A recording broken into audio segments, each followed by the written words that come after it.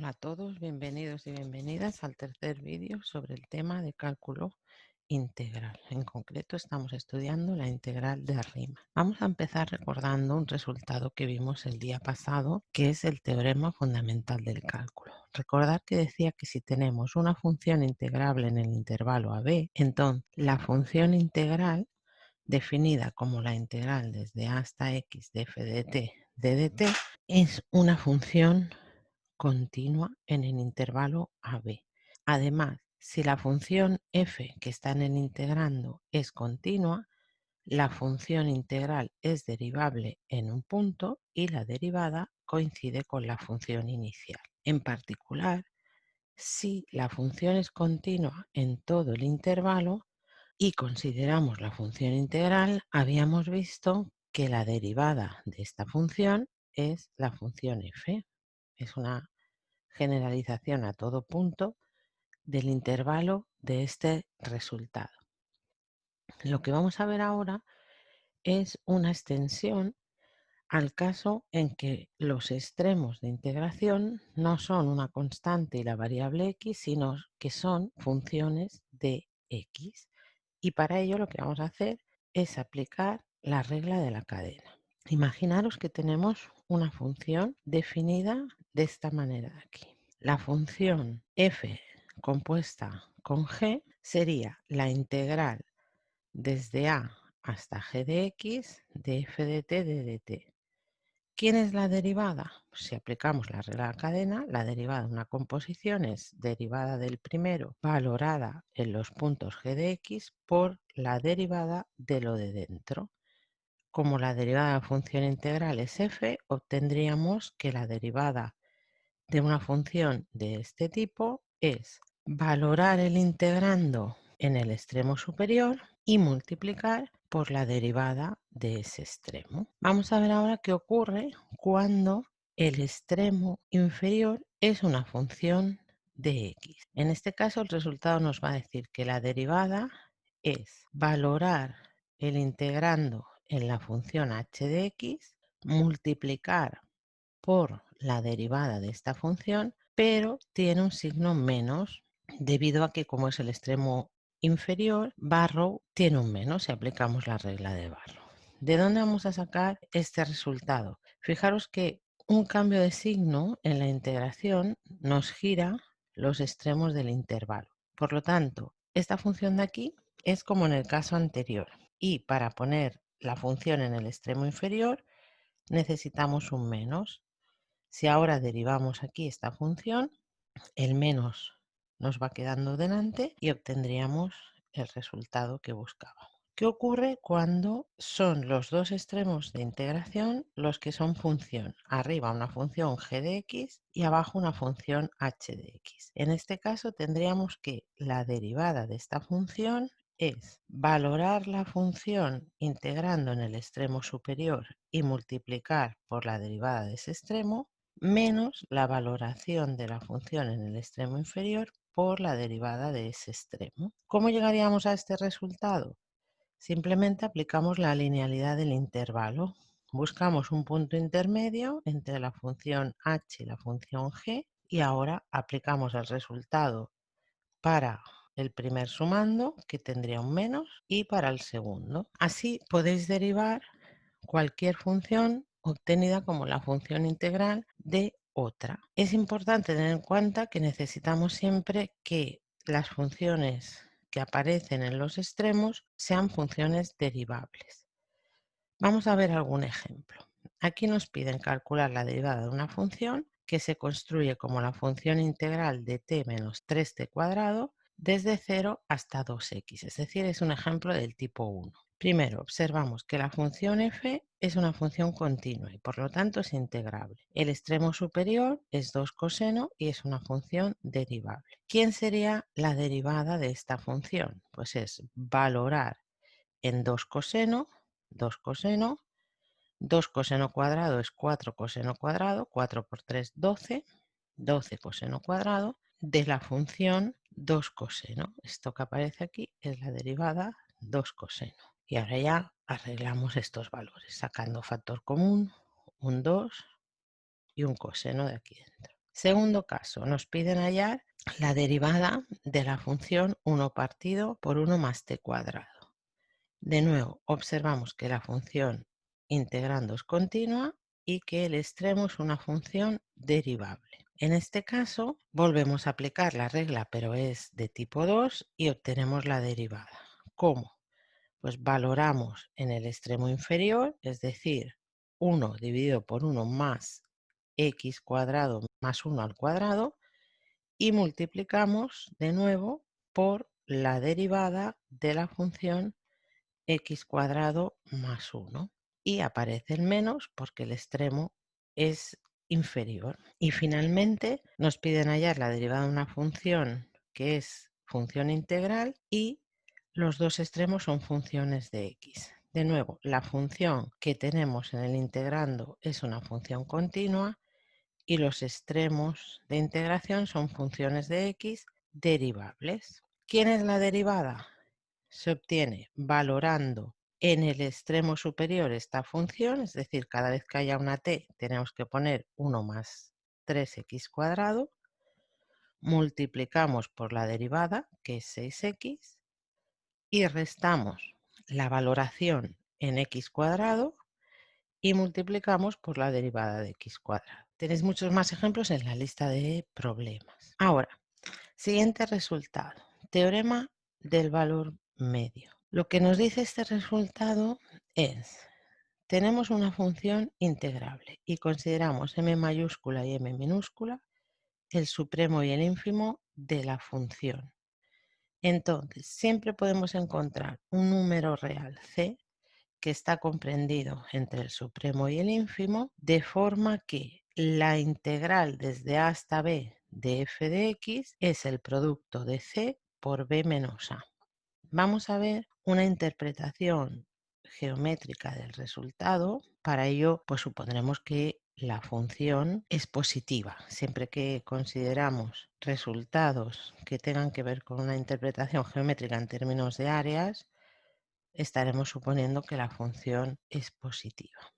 Este es el punto A, este es el punto B. Y esta es la función f que la hemos puesto integrable porque es continua salvo en un punto, pero no continua. La integral desde A hasta B es el área de la región. El supremo en este caso es m y el ínfimo está por aquí. El resultado dice, vas a poder encontrar un valor c de forma que este área es el área correspondiente a este rectángulo. Fijaros que este rectángulo tiene área c por b menos a. Es decir, de alguna forma, esta parte que hemos añadido compensa esta parte que nos hemos olvidado. Esa es la interpretación geométrica del teorema del valor medio. El teorema dice además que en el caso en que estemos integrando una función continua, este punto C es la imagen de algún valor que está entre A y B. El siguiente resultado es el teorema del cambio de variable. Esto nos va a servir, tiene la utilidad en el cálculo de primitivas. Vamos a fijarnos para empezar en esta función de aquí, que luego veremos como ejemplo. Aquí tenemos la raíz cuadrada de una función que en principio, si la examinamos bien, conocemos una primitiva directa. ¿Qué ocurre? Que aquí tenemos una raíz. Lo ideal sería que toda la expresión que tenemos aquí dentro fuera el cuadrado de alguien y así la raíz cancelaría y tendríamos más opciones de conocer esta integral. Entonces, el teorema de cambio de variables nos va a decir cómo resolver cierto tipo de integrales y obviamente os iremos dando cambios conocidos y otras veces tendréis que ser vosotros o vosotras mismas los que inventéis ese cambio. La expresión es la siguiente. Yo quiero integrar una función f de x en unos extremos. Si a esta x encuentro alguna función g de y que al componer f con g de y me queda una expresión más sencilla, las integrales coinciden. ¿Qué hace esto de aquí? G'. Este G' lo que nos dice es esta deformación, este cambio que está viendo aquí, cómo se refleja en la integral. Entonces, la integral de f es la integral de f compuesto con g por g'. Y el punto C y el punto D, ¿a dónde van por esos cambios? Vamos a ver un ejemplo concreto. Nos dicen, dados A y R es un valor positivo, calcular la integral desde A menos R hasta A más R de la raíz cuadrada de R cuadrado menos X menos A al cuadrado. Fijaros que, como hemos dicho antes, lo ideal sería que la función integrando fuera el cuadrado de alguien. Entonces, estos cambios ya os los explicaremos, son integrales irracionales en el cálculo de primitivas. Lo que hacemos es a x menos a lo vamos a llamar r seno de i, es decir, la x es a más r seno de i. Esto que tenemos aquí sería la función g de i que habla el teorema. Aquí, si derivamos respecto de x, tendríamos la derivada del seno es el coseno de i. Esto es lo que nos cambia aquí, las derivadas de dx y de dy. Y ahora tenemos que ver cómo van los extremos del intervalo. ¿Qué pasa en el extremo inferior? Si la x es a menos r, tendríamos que a menos r es a más r seno de i. Es decir, el seno de i es menos 1 y por lo tanto i es menos pi medios. ¿Qué pasa cuando la x es a más r? Igual, colocamos a más r seno de i, simplificamos las a's y las r's, seno de i sería 1 y por lo tanto i es pi medios. Por lo tanto, la integración nos quedaría la integral desde menos pi medios a pi medios, raíz cuadrada de r cuadrado menos x menos a al cuadrado, lo hemos llamado r seno de i, y la derivada de x es r coseno de i de dy. Y ahora se trata de simplificar todo lo que podamos. Fijaros que de aquí podemos extraer r, con esta r de aquí nos quedaría r cuadrado, y aquí 1 menos seno cuadrado de i. Sabéis que del teorema fundamental de trigonometría, 1 menos seno cuadrado es coseno cuadrado, coseno de i. Y la raíz cuadrada de un número al cuadrado es su módulo. Aquí tenéis que ir siempre con mucho cuidado al simplificar las raíces y los cuadrados. Ahora, vamos a pensar qué ocurre en el primer cuadrante y en el cuarto, con los cosenos, porque nos estamos moviendo desde menos pi medios a pi medios en esta región. Pues aquí el coseno es positivo y aquí también. Por lo tanto, el módulo es el mismo, pi medios, coseno por coseno, coseno cuadrado. Para integrar el coseno cuadrado, sabemos que tenemos que cambiar al ángulo doble.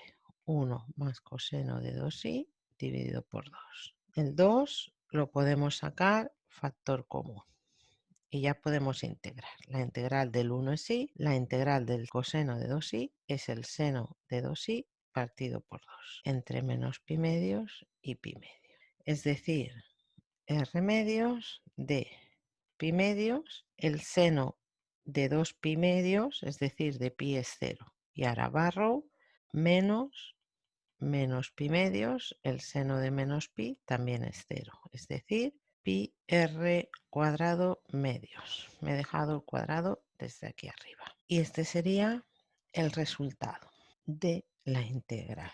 ¿Verdad que os suena pi r cuadrado? Que es el área de un círculo. Vamos a intentar ver si es lo que tenemos aquí. Fijaos que la función que nos han dado es la raíz cuadrada de r cuadrado menos x menos a al cuadrado. La y es esta función. Si elevamos al cuadrado y de aquí x menos a al cuadrado más y al cuadrado sería r al cuadrado. Luego la función que nos han dado coincide con la parte positiva de la circunferencia, la parte superior de una circunferencia que está centrada en el A0 y radio R. Ponemos un radio, es igual.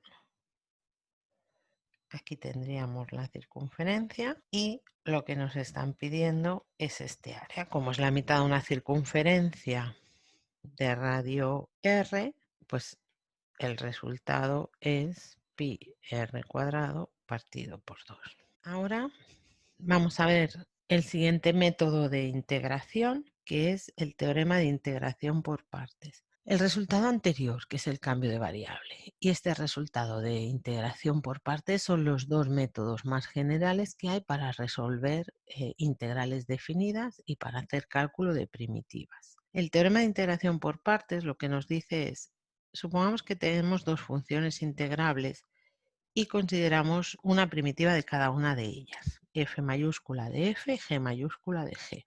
Entonces, la integral del producto de dos funciones f mayúscula por g es f mayúscula g mayúscula en b, f mayúscula g mayúscula en a, menos la integral de f minúscula por g.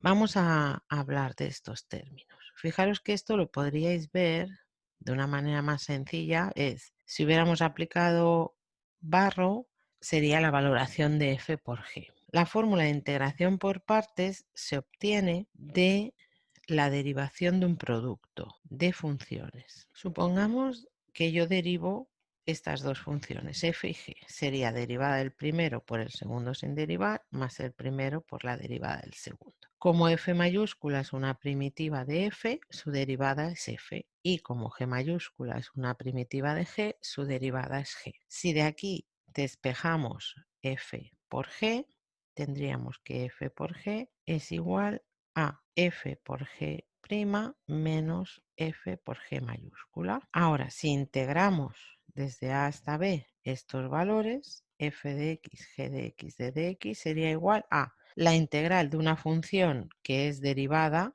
es ella misma y aplicamos Barrow a b menos la integral desde a hasta b de f por g. Y esta es la expresión del teorema de integración por partes. Fijaros que esto, para aplicar el teorema de integración por partes necesitamos tener el producto de dos funciones, pero una de ellas, que es la función g, tiene que ser fácil de integrar, porque yo necesito conocer la función g mayúscula, que es una primitiva de g. Y la función f tiene que ser una función tal que su derivada ayude.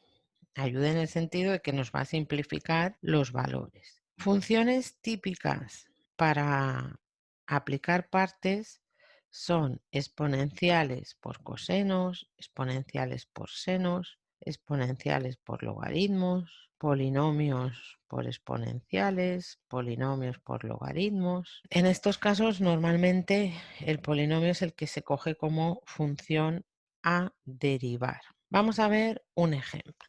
Nos piden calcular la integral de 0 a 1 de x por e a la x de x. Aquí vamos a proceder igual. Siempre hacemos un KitKat y aquí hacemos todos los cálculos para que no se nos pierda. Una función cuya derivada ayude. Las llamamos u y v. U igual a x. Su derivada es la derivada de x, que es 1 por d de x. Una función que tenemos que saber integrar. La exponencial la sabemos. Su integral es ella misma. Esto es igual a u por v valorado menos la integral entre 0 y 1 de v de du. Y ahora esta integral que nos ha aparecido aquí la volvemos a saber integrar. Ya valoramos todo al final. La integral de la exponencial entre 0 y 1. Fijaros que de hecho esto se puede escribir como e a la x, factor común de x menos 1 y todo ello entre 0 y 1. E1 menos 1, 0 menos e a la 0, que es 1, por 0 menos 1, que es menos 1. Menos por menos más, el valor de esta integral sería 1. Hasta aquí el vídeo de hoy. Nos vemos el próximo día.